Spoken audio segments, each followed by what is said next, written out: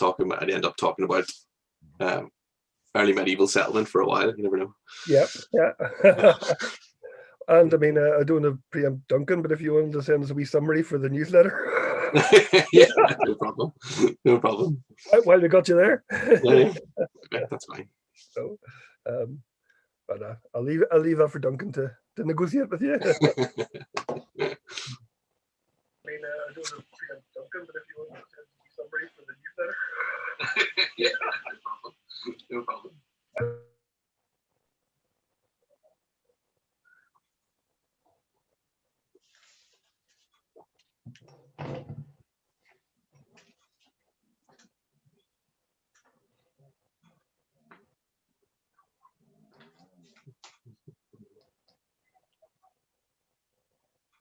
Any of your anyone else from your team digging anywhere else at all at the minute, Gavin? Or yeah, Katie's doing a site up in Derry, and yeah, everyone's in writing up at the minute. But there's loads of stuff on. Like, we're flat out, pretty much. Very good. That's good to hear. You know, it is and it isn't. Yeah. But no, it's good crack. It's nice to have the work. Yeah. Okay, just giving another couple of minutes, Gavin, and then maybe just kick off. No problem. No, thank you.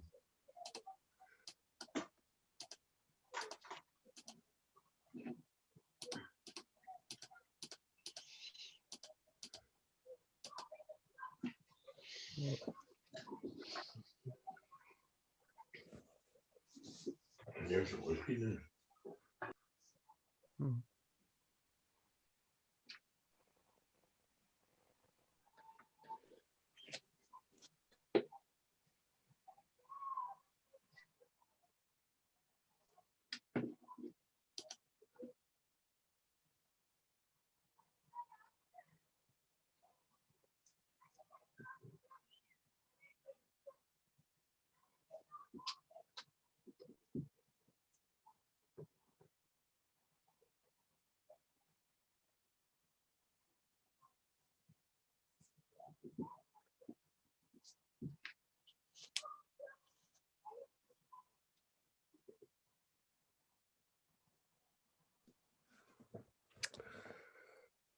So basically, in a minute or two, Gavin, I'll introduce you and then just hand over to you and Duncan to take over. And then at the end, if you're happy enough, if anyone has questions, if you can answer a few questions. Yeah, that's 100%. Yeah. And so, okay, just give it say to 25-2, so a minute or so.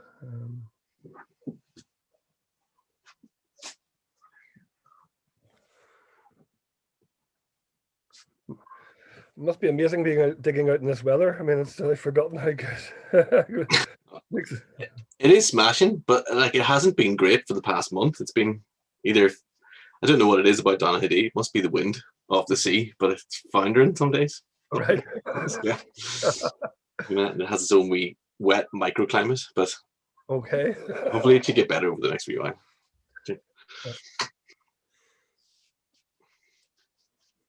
Right.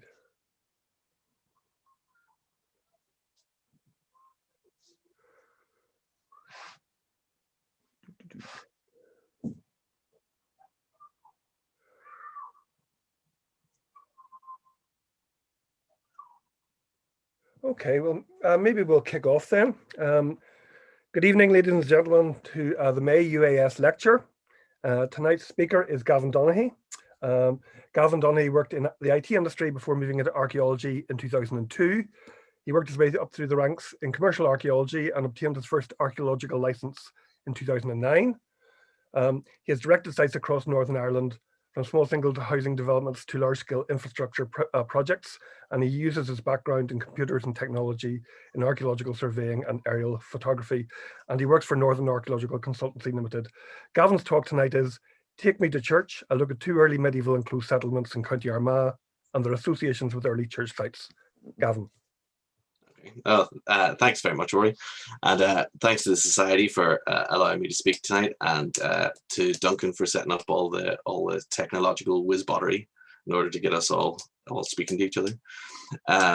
And also thank you to everybody for giving up your bank holiday Monday evening to listen to me witter on about early medieval enclosures. So, but as Rory was saying, I've been kind of, if you don't know me, I've been working in commercial archaeology for the last 20 or so, well, nearly 20 years now, working all the way across Northern Ireland.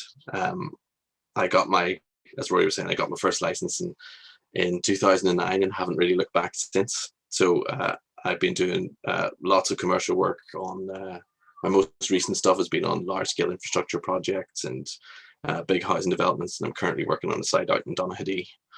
I did briefly have my own company just outside of commercial archaeology, doing community related projects, and worked for the St. Patrick's Centre doing lots of education schemes and things like that for local schools and stuff. But now, since 2015, I've been back in the commercial sector again, doing digging all over the place. And that's what kind of leads me on to the two sites that I'm going to talk about tonight.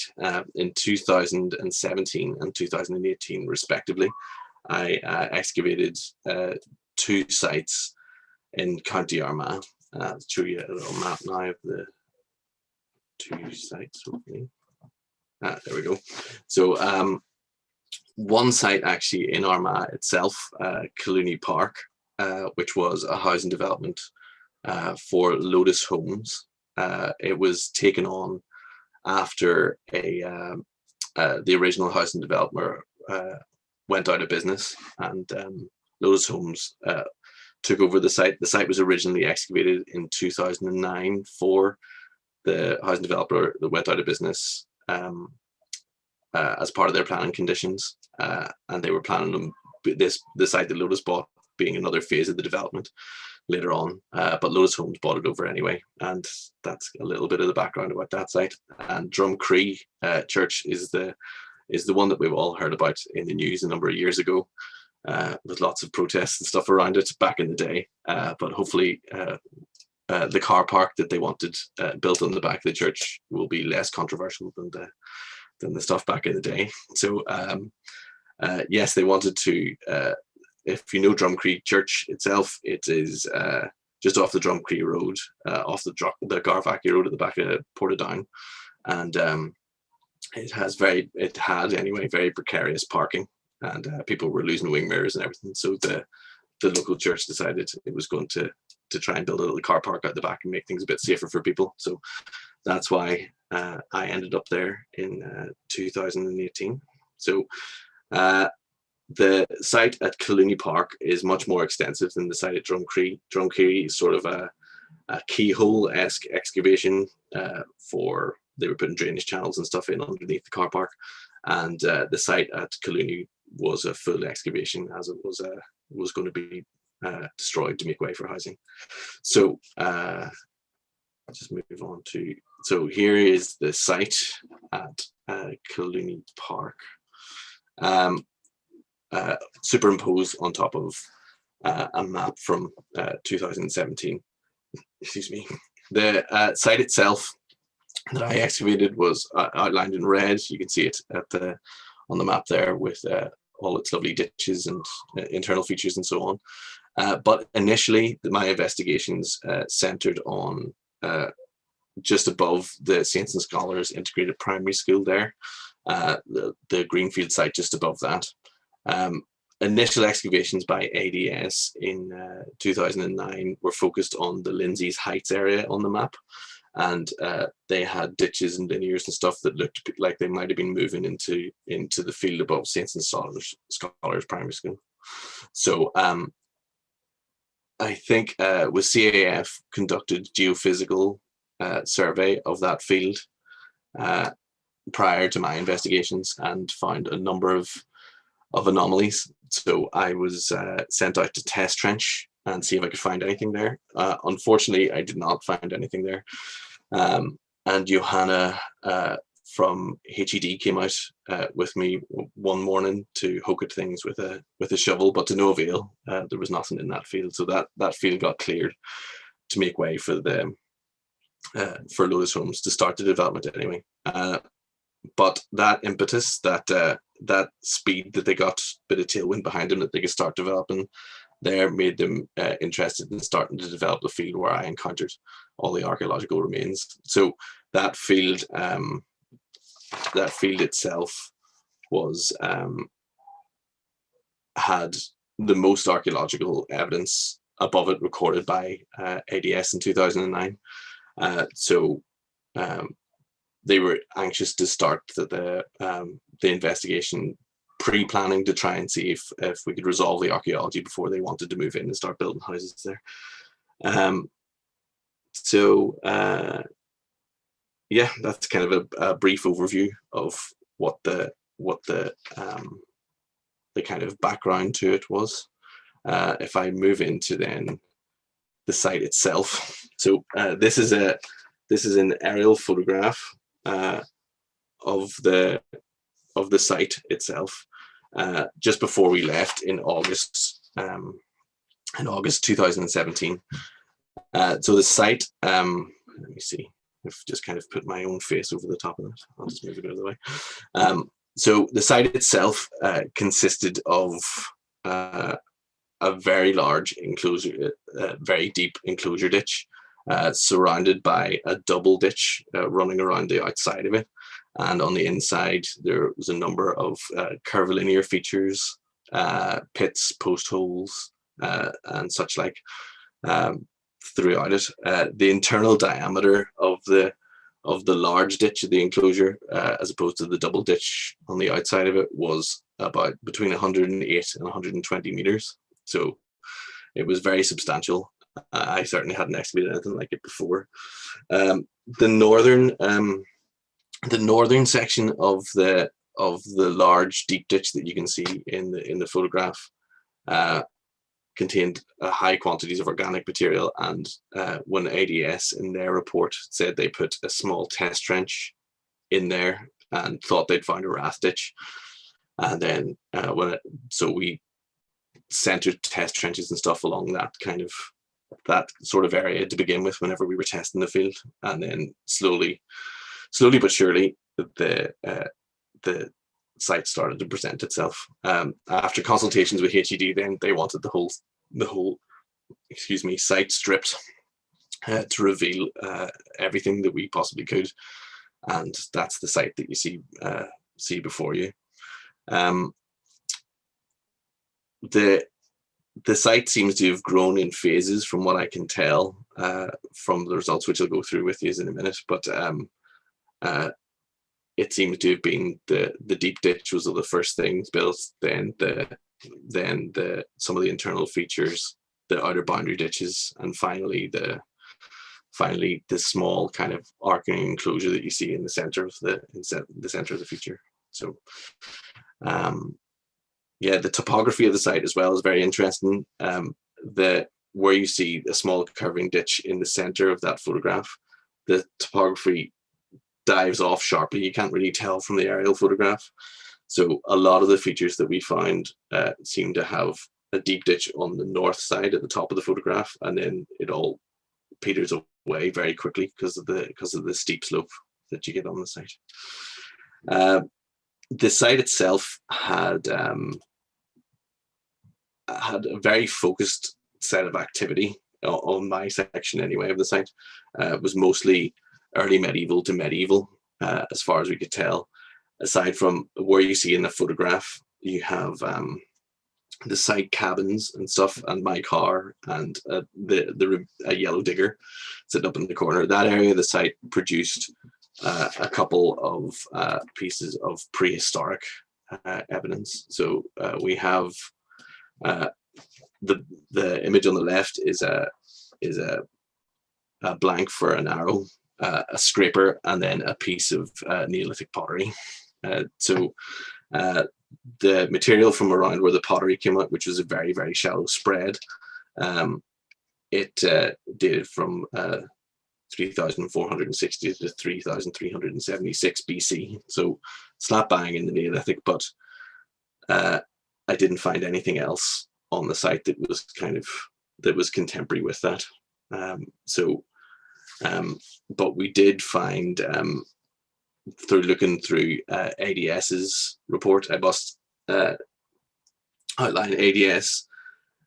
They kind of went along with URS, the initial developer for the site, and ADS. Whenever they closed down, the post-ex for the site was never completed. So they did the beginnings of a data structure report, and a lot of the features that they uncovered were dated artefactually. So like the large ditches and stuff that we saw, the double ditches were in their section, and they were dated from pottery evidence as well. But the main thing about ADS's report is that in where I'd shown the digger a couple of seconds ago, it that section of the site, and above that in the northeast of the site, they got a large collection of Neolithic pits and small features that could be attributed to this material being slightly further down slope, kind of migrating through ploughing, or maybe little outliers to the activity that they got there. The ADS stuff that they got, you can see on this map here, this plan. So my archaeological site is outlined in red, and then the ADS 2009 excavation is just sitting above that, and it is you can see it's the double ditches continuing on from the double ditches I have on the eastern side of the site, sweeping up into their area of excavation, and then down back again into mine, sort of respecting the main ditch that I uncovered. And like I said, where I've written box 3 on my plan there is where ADS initially put a trench, a test trench through, and believed that they'd uncovered a rath. And I'll be able to show you in a second what that kind of a section of that ditch, and what it looked like, and why you'd think it was a rath for all intents and purposes.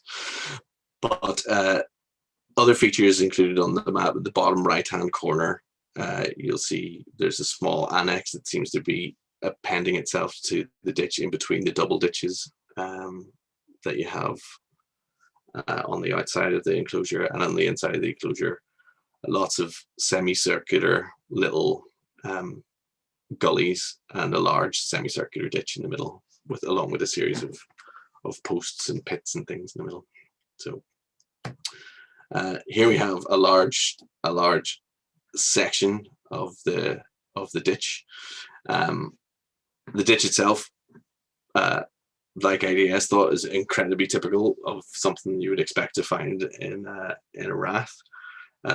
I've got marked 24 on the section is essentially a redeposit of natural that was cast up to form a bank on the inside of the structure, and then whenever it fell out of use and was leveled for agricultural purposes or whatever, it enclosed all of the material that you see below it, which is highly organic in the northern end of the ditch. Not so much as the ditch goes around, it kind of dries out and heads down towards the southern side of the site is bounded by a stream that runs along there. So that section of the ditch apparently wasn't very wet all the time, but the top end of the ditch must have been, because the fills 26, 28 and 19 are all variations of peaty deposits. 57 is a large section of timber that we found in the bottom of the ditch, and then we have lots of waterborne silts and stuff below that. There's a really high level of organic preservation in this northern section of the ditch, so we were able to get a lot of information out of it. Not least of which was this large wooden peg or dowel that was found in the fill. Looked to me, for all intents and purposes, like something that you'd use to hold a couple of beams together or something like that. it's potentially oak, and was found in that peat layer at the top of the ditch. Other organic material recovered from it were mustard seeds and cabbage seeds, as well as blackberry and raspberry seeds, charred grain, and hazelnut shells and stuff as well. It came out of it. The growth of the group, there was, like I said, there was a massive growth of peat in the section, so the wood preservation was pretty good. And there was only one other piece of wood that was really nicely worked out of it that I'll show you on the next slide. But we also got lots and lots of cattle bone in the ditch as well. Very large quantities of it. I think it was like 1,500 or so fragments out of the sections that we excavated as well. So, and most of it was waste material that was dumped in there. Not exactly sure. There wasn't very many cut marks or anything on it. So whether it was, what exactly they were using the cows for, we're not 100%. So we're not. So the next piece, the next photograph will show you is a large wooden post. The top end of the post had rotted away where it was sitting outside of the organic silts and peat material, and then we came down onto it, and you can see it in section there. Had a pointed base. It was driven through the kind of peat material and sat directly onto the base of the ditch and didn't go further into it. The sides and base of the ditch were very gravel rich and very hard, so it would have been unlikely that the post would have been driven down through it, but it must have been driven into the ditch at some point during its lifespan, when it was open. So we can see stone, you can clearly see stone packing on one side of it as well. So what it was used for, I'm not 100% sure, whether they had some kind of temporary crossing maybe, or they had something else structural or something within the ditch. I'm not 100%, but you can clearly see on the cleaned up section of wood the tool marks on the bottom in order to make the point to drive it into the ditch as well. So the ditch, as I was saying, it was one of the earliest features on the site. The dating that we got from that kind of peat material gave us a date of about 528 to 622 AD, so quite early for a structure of this size. And also, it gives us a nice starting point for the kind of phase development of the site. The next sort of feature that we have later than that, I kind of constructed the development of the site in phases, in where I see like little jumps in the radiocarbon dates that we got.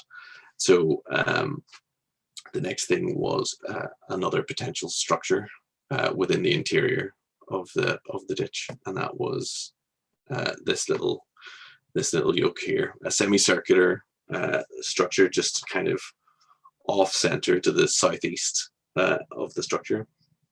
It had been truncated. You can sort of see in the photograph there. It's kind of the points taper down and truncate as you go down slope and disappear off. I'm not exactly sure whether this was intentional, maybe like drainage around the back of a house, or whether you're looking at something along the lines of, because the site sloped off so drastically, but there was still a lot of topsoil on the site, that the back end of the house might have been cut into more sod, whereas the top end of the house was cut into subsoils as well to make it level.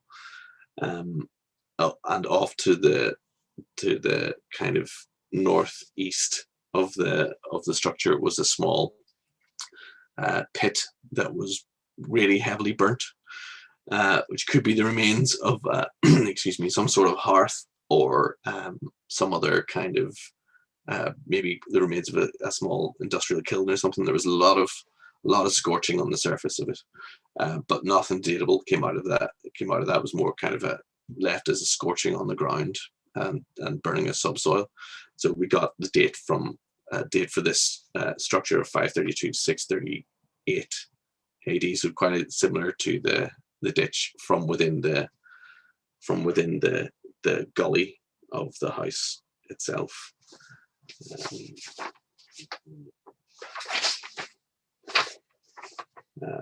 Yeah, so that was one of the internal features that we managed to get radiocarbon dating from.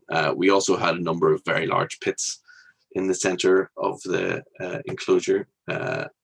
This is one of them. Again, this pit came out within the phase, within this kind of first phase, which I'm kind of bracketing off as 528 to 645 AD. You know, it's got it was always filled with water. It was a very unusual feature. It was a very dry summer, but it was constantly the lower fills were constantly, you know, constantly retaining water more so than the ditch, even on very dry days. So I'm not exactly sure whether they were making an internal well, maybe, or whether it was used just like some sort of rubbish pit in the center. It contained a lot of Mid-Ulster courseware pottery as well from the upper fills. Whether they came in from whenever it was backfilled from the surrounding ground surface, I'm not sure. But we did also find, I'll talk about it a little bit more later, stuff that a softer kind of stone was very frequent around this site that would be very, very good to carve. We also found some things we initially thought were lignite bracelets, but they may just have been kind of worked shales and things like this across the site.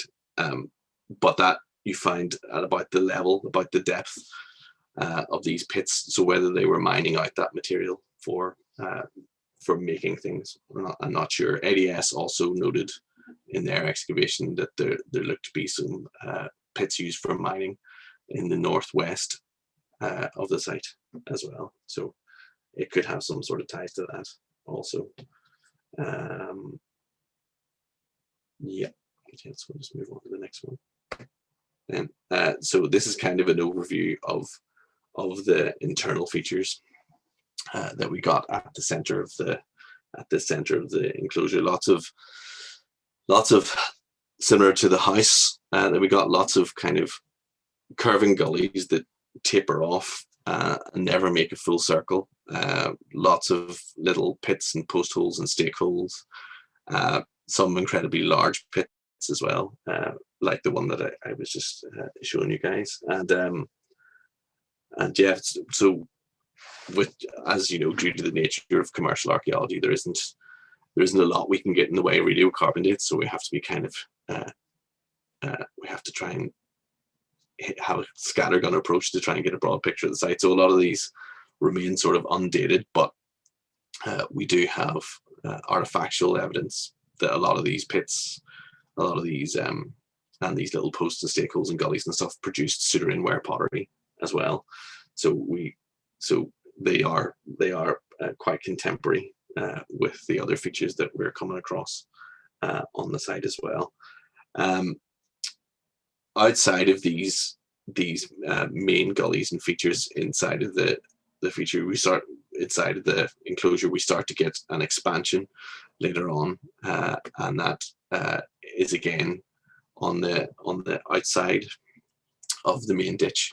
So in the bottom right hand corner of your picture, you'll see the small annex I was talking about earlier on, which is about a meter or so wide, a meter deep, and runs just outside of the main ditch and runs into the main ditch. Enclosed some post holes and various different things, but nothing really diagnostic in the center of it. And it lies in between the main ditch and the two boundary ditches on the outside, which aren't too dissimilar to the kind of larger field boundary systems and stuff that we see, later on in the post-medieval period, going up around the countryside, where you've got maybe a large hedge or something in the middle and two banks on either side.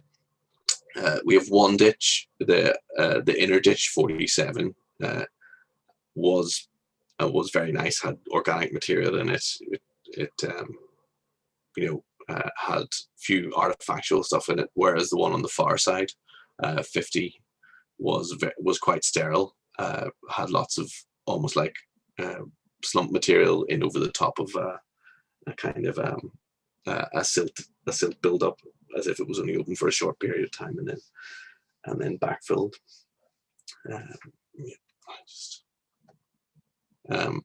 The annex produced one nice piece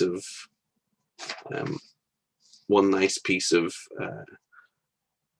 worked stone, and that was this little lignite-ish sort of polished stone ring. It's quite large in its internal diameter. It's much bigger than a thumb ring or anything like that. It could be part of a necklace or part of something else, used to construct something else. Maybe they abandoned it. Excuse me, I'm not exactly sure. But there was lots of early medieval pottery found within it, within the ditch as well. So again, kind of right on the money for an early medieval, enclosed settlement. Yeah, so I'll just, the date for this is the start of sort of the second phase of the development of the site.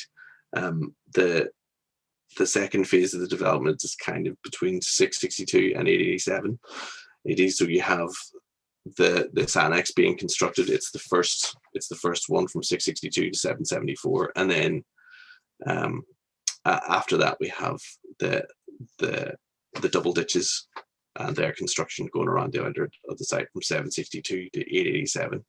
So it's slowly expanding and getting, I suppose, grander, a more grand settlement as time goes on. The most prominent feature that comes up on the site is, and the most bountiful with artifacts, would be this curving ditch in the center of the structure, cut 84. The majority of the large fragments of pottery, the worked stone beads and portions of polished stone bracelets came out of this curving gully, which was about a meter wide, meter and a meter and a half wide, and about a meter deep, and for all intents and purposes seemed to enclose the area that it was in. It was about 15 meters internal diameter, and but there was no sign of stake holes or post holes or anything in the center of it.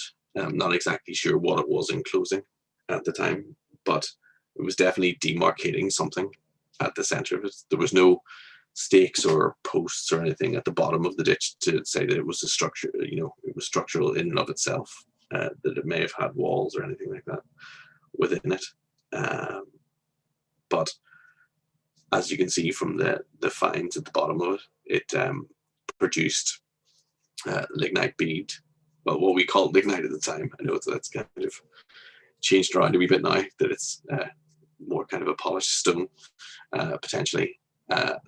Then the classic Sudrian ware, huge bucket-style pots, and that lignite bracelet that you see there as well, but in very large quantities. And like I was saying before, the lignite coming up here, we had kind of rough, sort of soft stone that was carvable like this coming across the whole site, and this ditch was no different. It had small fragments of it as well throughout. So whether they were mining it in this area, and this was kind of a small industry that this site was producing, again, not sure yet, but definitely worth having a little look into and trying to find out more information about. The latest feature, on site that we got was this large pit, and it contained coarse earthenware medieval pottery at its base, and lots of organic material throughout it. Material from it returned a radiocarbon date of 1347 to 1393 AD, and it seems to be the last datable thing that we can find on the site, aside from modern field boundaries with field drains and so on that cut the site. later on. Yeah, so the site itself, as far as I can make out anyway, like I was saying, was constructed in various different phases, with the main ditch potentially being the first thing constructed on the site, then the various pits, post holes and stuff constructed in the center, that small structure on one side of the enclosure. Then the site expands. You get the annex, the double ditches running into the ADS side at the top, and then this curved gully that has all of the nice material in the center, and finally the large medieval pit within that as well. So the site potentially has a lifespan of between 528 to 1393 AD. So we're looking at something quite substantial. The manpower alone to dig that ditch, when we were doing it, we were aided by machine a lot of the time as well, for the boxes that we didn't hand dig. So to excavate something like this would have taken a lot of manpower to do. So the status of the site must have been quite high at the time. It's mentioned in the text medieval ritual houses as potentially being a site associated with St. Nectan, a nephew of Patrick. The townland of Killuney itself, with the kill in the name, may have that kind of association. We're not 100% sure that this is the site they could have been talking about. This could be an industrial complex associated with a bigger church site. But it would be really nice to try and get some further work done on the ADS excavations, and maybe more analysis of even the radiocarbon dates from my site stuff, as well as a comparison, to try and build a picture of the site up a bit more, especially since the ADS site was never reached final report stages, so it didn't. There was rumors of there being a graveyard here on the site. Local farmers and stuff talking about it. There are mentions of it as well. Recorded that this may have been the site of a church and graveyard, but we never found any hint of it whenever we were excavating there. Yeah, so that is kind of a broad overview. It is a big site, but that's the kind of a broad overview of the site of Killuney anyway. So this site, the next site that I'm going to talk about, is the Drumcree site, which is a very different style of mitigation as well, compared to that of Drumcree. So if you're not familiar with the site of Drumcree, it is just outside of, on the outskirts of Portadown. We've got a nice zoom out map of it there, just off the Garvackie Road on the Drumcree Road, just on the outskirts of the town.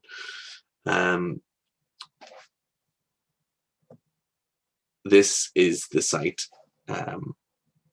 the plan that we were provided with by the church of what they plan to do with the site. So we have in the top left their kind of entrance to their car park within the field, its relationship to the church, and so on. So initially we were going to be doing a number of test trenches to ascertain whether there was anything underneath the site. And then if you have a look at the image then that you see immediately to the right of that is a photogrammetric kind of plan of the test trenches, and done by drone at the time that we were opening the trenches on the site. And you can just about make out right beside the graveyard there a number of linears coming up right adjacent to the hedge line. These linears spiked our interest in what could potentially be there, and so after consultation with HED, we decided to extend the site out more to try and determine exactly the extent of the archaeology. Now, this site, as it was a car park, was going to have very low impact on the on the archaeology itself, there was plans to potentially teram anything that came up, cover it in teram, quarry dust, and hardcore in order to protect anything that did come up. But also there was subsurface drainage and storm drains and stuff going in as well. So we needed to determine the extent of the archaeological remains in order to determine the mitigation for what would happen next. So this is another aerial shot of the site at Drumcree, where you can clearly see a lot of activity in the area that they wanted to put their car park, which was unfortunate for the church, but we managed to mitigate their costs a little bit by like I say, going down the preservation in situ route with the site. You can kind of clearly see in it lots of linear ditches cutting across the site, some rectilinear ones close to the hedgerow that we saw in the last image. They were right along the side of the graveyard. Then external to that, again, there's other ditches running across the site, some very clear circular structures cutting across as well. And yeah, so a lot of activity going on inside the structure. So we liaised with HED and they agreed to any archaeological features that were in the line of any of the drainage channels cutting across from underneath the car park would be excavated, and anything else would be preserved in situ. We were able to get one radiocarbon date as well for the site from one of the structures, just to try and get an idea of what kind of time period that we were looking at. But like I said, everything's preserved underneath the car park, so a future excavation would be really nice in this sort of area. There's a top-down shot of it as well, that kind of slightly overexposed a little bit so that you can see a little bit more of the kind of gullies and things that we were starting to come up with on the site. Lots of pits and everything coming in there as well. So the structures can quite clearly be seen on the east, on the left-hand side of the photograph, and on the right-hand side of the photograph, just beside the church buildings there as well. So there was an awful lot going on this site. It was very nice, and there's a lot of artefactual evidence and stuff coming out of the excavations as well. This is a little plan that we did of the site, and it kind of shows the phasing that from what we could determine anyway on the site, from stratigraphically initially, and then in some cases through the artefactual evidence, and then finally we did get one radiocarbon date. So the site plan shows you structure 1 on the kind of northwestern side, and then structures 2, 3, and 4 on the right hand side there. The features in black are from what we can tell, the earliest ditches on the site. They're cut by a lot of the other features that are running across the site. The rectilinear structures, the rectilinear boundaries, for want of a better word, cut through some of the structures and through some of the ditches as well. You can clearly see it in the upper fills of them as well. Lots of pits in the center. Again, all of these things produced large quantities of pottery in the tiny. You can just see there that we put small trenches through where the dotted lines are. That's where the drainage was going. So this is very much a keyhole excavation into what is potentially there. So yeah. On the left-hand side of the site, there is the northwestern side of the site. There are 2 ditches kind of running parallel to each other. This is kind of a profile of them. 3, I was calling them 3 and 11. 3 had very complex fills, was about 1.5 meters deep. not crazy wide, about 1.5 meters wide, and then the longer ditch that you could see in that section was quite narrow and quite shallow, not too dissimilar to the kind of the boundary ditches, external boundary ditches that I was seeing in Killuney as well. These were about 1.5 to 2 meters wide, and the larger ones, and then about 1 meter or so, or just a little bit more than 1 meter wide. This is the kind of material that was coming out of them. Nice big chunks of suturing, where again more in the way of D-shaped polished stone bracelets and stuff as well, coming out of those two ditches, and the features around it, some of the nicer pieces. So again, similar sort of artifactual evidence that we were getting at Killuney as well. So, for the tiny amount that we excavated this site, I think it's like less than 5% of anything we got into, and we produced a very large quantity of artifactual evidence. So there's still a lot of treasure trove in there, a lot of information that we could potentially pull out of the site.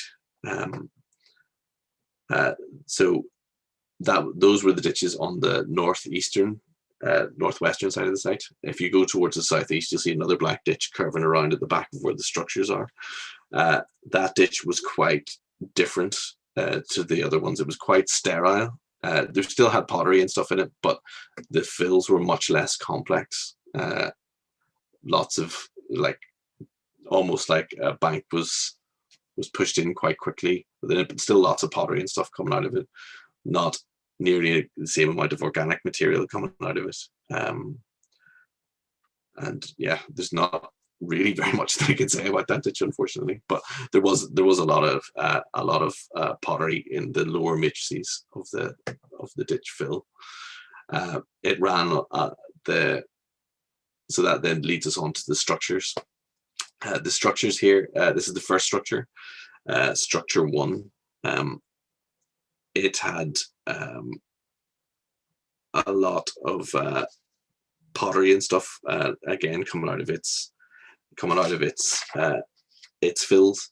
There were lots of pits and post holes and stuff in the center of it, none of which we got to excavate. We only got to excavate parts of the gullies on the outside of it, because it was just narrowly missed by the drainage gullies. The drainage gullies, I must point out, were only supposed to be I think it's 30 centimeters to 40 centimeters wide, but we gave them 1 meter width so that they could play around with their diggers without destroying things if they slipped or whatever with it. So yeah, lots of pieces of suturing where there were bits of slag and stuff present in the upper fills as well. So there's possibility of them metalworking and stuff on the site as well. So that was kind of prevalent around this area of the site. Lots of charcoal and stuff was turning up in these features, and evidence of scorching and stuff on the ground as well.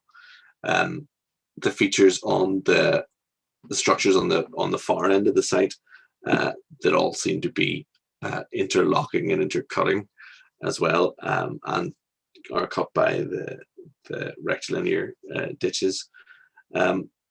They respect the field boundary, which is nice. They don't really sort of that large ditch. They kind of run and respect the edge of it, but don't really cut into it that much.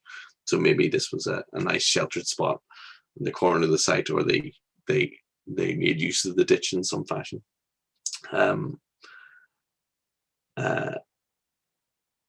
Yeah, there was nothing that looked like a hearth or anything in the center of the structures, but their gullies were a decent depth and a decent size.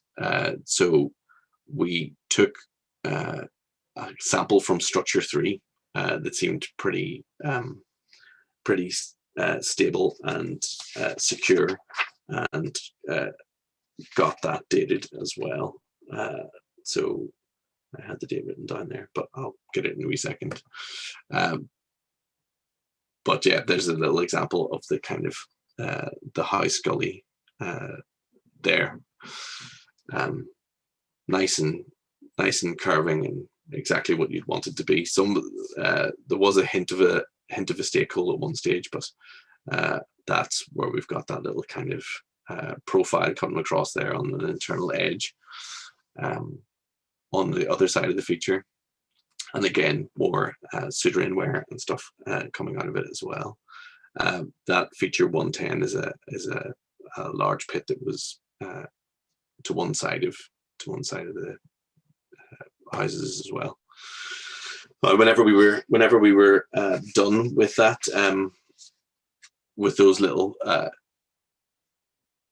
poked at investigations, really, we had to monitor the covering of the site. You can see there that they rolled terram across everything and quarry dust, and then covered the entire site with hardcore before they built their car park and stuff as well. All under archaeological supervision. The church were great, I have to say, at making sure everything was done properly, and we're very interested in everything that came up whenever we were excavating there as well.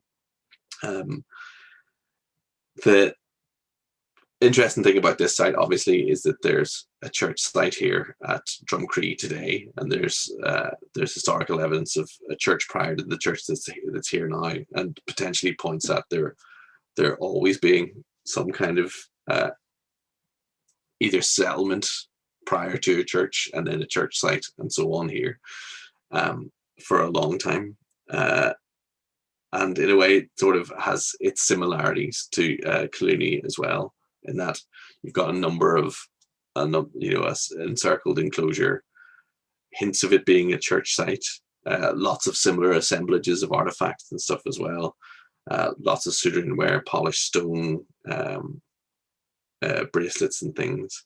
The dates are not too dissimilar when it's coming to the sites as well. Killuney 628 to 622 for its earliest date. The date we're getting from Drumcree is 534 to 634 AD. So not too dissimilar in that regard as well. But again, both of these sites, due to the nature of kind of commercial work and stuff as well, both of these sites, it would be lovely to be able to excavate them fully in the case of Drumcree and get as much information as we humanly possibly can. But it also, it would be fantastic to gain more information about Killuney as well and try and find more about that site. I've never seen a site quite like it. To have those kind of various different levels of enclosures, would be something that, that you'd see with the large kind of casual sites like in Nendrum and stuff as well, where you've got the multi kind of layers of settlement and that, other different rings, of habitation and so on. But so ultimately, it would be fantastic if somebody at some point would, sit down and go through all the IDS stuff and maybe get some radiocarbon dates and try and really tie the sites together. But I think that kind of ties everything together. That's Drumcree as it is now on the map, so you can see they got their nice car parking, and we got to have a little glimpse of what was underneath it. So there we are. Thank you very much. If anyone has any questions, please feel free. I'll try and answer whatever I can.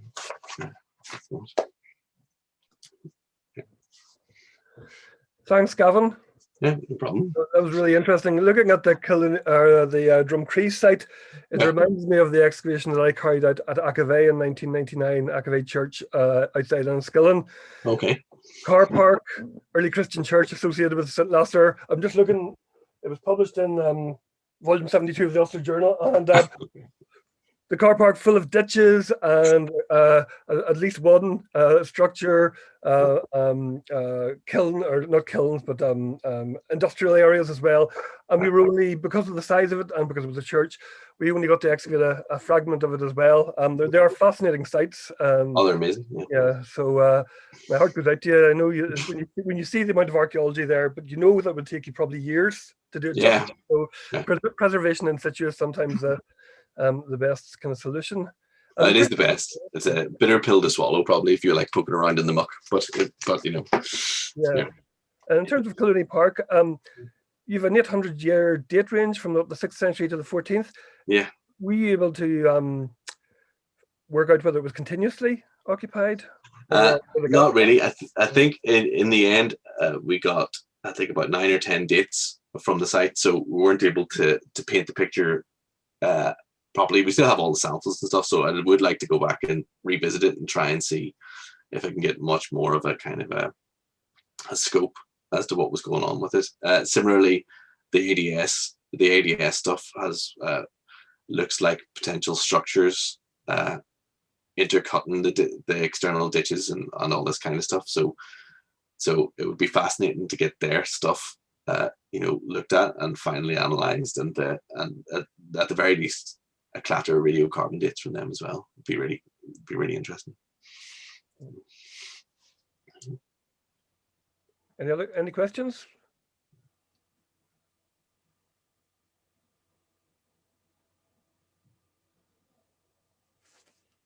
And McDermott's asking, there was no actual ecclesiastical remains found in either site? Not as far as I can tell. We did look at stuff that Chris Lynn and stuff had excavated in Armagh and stuff, kind of close to ecclesiastical sites and stuff in there as well. And artefactually, those that kind of little polished stone lignite bracelets and all that kind of stuff are things that are kind of contemporary with the stuff that they were pulling out in the city itself, but nothing conclusive. Nothing conclusive.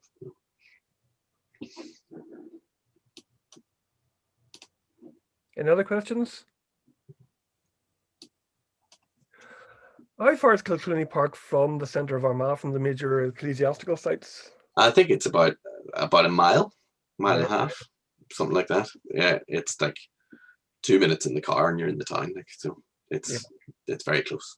Yeah, I mean, those double ditches are very impressive. I mean, they are. Any sign that they were defensive, or was it just a high status thing? I think that they're very shallow. They did remind me, we excavated as part of the A6 road scheme. They wanted us to excavate historical field boundaries running around the countryside, townland boundaries and that kind of thing. And they had a very similar makeup to those kinds of to those ditches as well. So I certainly think the internal ditch was maybe defensive, because it was, at places it was nearly 2 meters deep. So it was very steep sided. So it's kind of unusual in that regard. You'd think it would be maybe defensive. We have a question from someone. Was there animal bone found on both sites, and if so, what does that tell us about? There was a large quantity of animal bone found in Killuney, in the ditch, and the animal bone report that I got done for it said that it was probably due to large scale consumption potentially of cattle. So there was a settlement that was eating lots of cattle at one stage anyway down there. So people were living in it, I would assume, from that kind of evidence.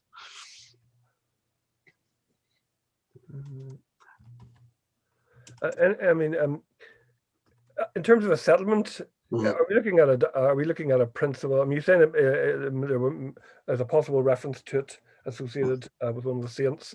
It looks like at the minute you haven't found any church archaeology, so it's secular. Was it some sort of important administrative center, do you think, or are these just all questions that at the moment? I think they're all questions that I'd love to answer. Really, like the amount of, like I was saying earlier on, the amount of the kind of soft stone that's easy to make jewelry and stuff out of, that we found on the site, could suggest maybe a small industry in that. It could be like a little industrial center or something. There was lots of organic material in the ditches and all that kind of stuff. We excavated a site up on the A6 a while ago, and it had a lot of similar sort of material within the ditch. They had better wood preservation in it, and it was determined that was kind of maybe an industrial complex that was supplying a higher status site that was up the road, so maybe something along those lines. I don't know. Yeah. We have a comment from David Craig, who's in the committee, saying that the ditch structures are very similar to the large church site that they did resistivity over at Killard Upper. have a small rectangular ditch attached to one of the outer ditches. So that's a possible parallel. Okay. Yeah. The ditches themselves, the double ditches at Killuney Park, were dated to the late 9th century. Yeah. I hesitate to mention the V word. Is there any, in terms of Viking raids or things, is there any, could they have been potentially put up as a deterrent?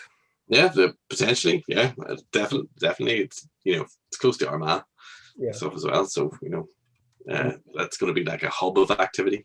And no evidence of conflict archaeology or of buildings having been burnt or anything like that. No, the only evidence of burning, like I said, was really in reference to that one kiln structure. There was another little one in between the outer ditches and the inner ditches as well. So only in relation to industrial activity, really. Yeah. And we have another question. Was there any metal detecting done over the spoil or over the site? Was there anything turned up? We did ourselves. We did metal detecting over the spoil and stuff. We got some remains of metal nails and stuff like that, but nothing extensive. No. Yeah. And I presume the post-ex is still ongoing. We have a query about are the reports available yet? They should be. Well, definitely Killuney Park was classified as final, so it should be up on HED's kind of map here if they've got that up to date now. So it should be up there for everyone to have a wee look at. Yeah. Any other questions from anyone? No. No. Okay. Well, look. Thank you so much, Gavin, for that. Was a really, really interesting talk. A huge site, so well done in executing it so well, and a lot to take in and a lot to kind of go through. So we really appreciate you taking the time, given that you're in the middle of directing another excavation. No problem. Thank you so much. Just to remind everybody that next month's lecture is Brian Sloan from the Centre for Community Archaeology, and he's on the committee of the UAS. Monday, June the 28th, he's talking about an update on the findings of the 2018 to 2019 Downpatrick Cathedral Hill excavations. So I'm looking forward to that since I worked on both seasons. But that's 20th. So unless there's any other questions, we'll say thank you again, Gavin. Very much appreciated. And thanks for having me. Okay. Bye. Bye. That's it, I think. Okay. Thanks, right. Yeah, no.